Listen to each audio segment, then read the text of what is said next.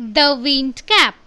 Jane Yolen. There was once a lad who wanted to be a sailor, but his mother would not let him go to the sea. "Child, what do you know of sailing?" she would say. "You are a farmer's son. You know the turn of the seasons and the smell of the soil, but you do not know the sea." Now the boy, whose name was John, had always obeyed his mother, so he went about his farm work with a heavy heart, but did not again mention the sea. One day he had been walking behind the plough. He all about ran over a tiny green turtle on a clod of dirt. He picked the turtle up and set it on his head where he knew it would be safe. When he was done with his ploughing, John plucked the turtle from his head. To his utter surprise, he found that it had turned into a tiny green fairyman that stood upon his palm and bowed.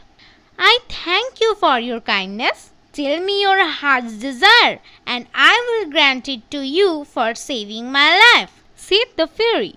John bowed back but said nothing. Although his heart yearned to go out to the sea, he did not express his wish. The green fairy man could read a heart easily, so he said, "I see, you wish to go sailing."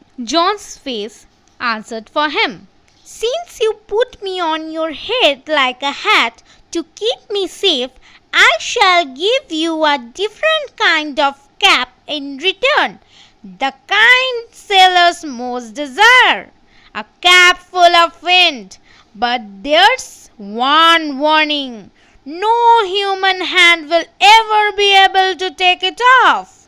Then with a blink, the fairyman disappeared, leaving a striped cap behind. Young John put the cap on his head and ran home to tell his mother. "No good will come of the wind cap," she said. But the lad would have none of his cautions. The very next day, putting on the sailor's cap, he ran off to the sea. On seeing a ship anchored near the shore, he requested the captain to take him along. Thus began his first ever sea voyage. Well, the wind cap worked as the fairy had said, but that one condition prevailed.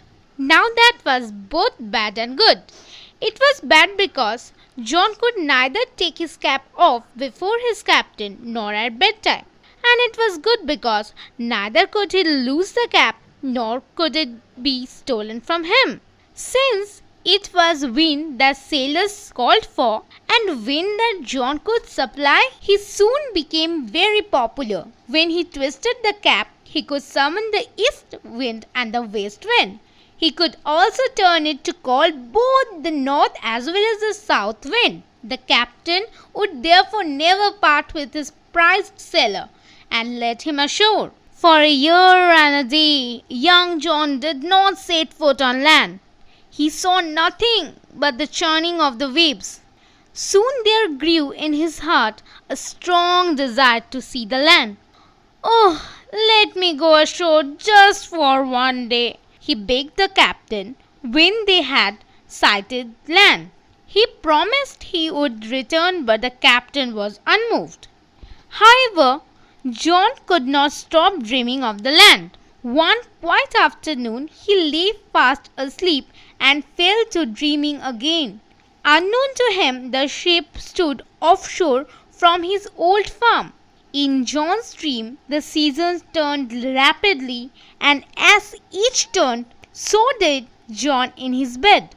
Consecutively, the cap on his head twisted around and about. It called up a squirrel from the clear sky that hit the ship without a warning. The wind had been whirling about the boat, tearing the sails and snapping the spars. "It's his fault!" the sailors cried. They shouted in anger and fear and tried to rip the cap off his head. Well, they were unsuccessful, for it was a fairy's cap. They pulled it and twisted it, so the squirrel became a storm, the mightiest they had ever seen. The captain ordered his men to bring John before him. In anger, he grabbed him by the tail of his striped cap, twisted him thrice, and flung him out to the sea. But the winds called up. But the cap spun the ship 3 times around. As John went under the waves, the cap came off his head. Soon the storm stopped, and John swam ashore. The cap followed him. When he got to the land, John picked up the cap and ran home to his mother and farm.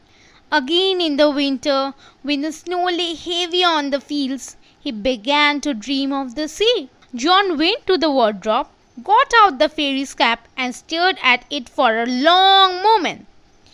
Tucking it in his shirt, he ran out to the field. He placed the wind cap under a stone where he knew the fairy man would find it. Then he left again for the seas. For the rest of his life, John spent half the year on the ship and half on the shore, till at last he owned his own boat and 100-acre farmland. From then on, he came to be known as Captain Turtle, for he was as much at home on the water as he was on the land.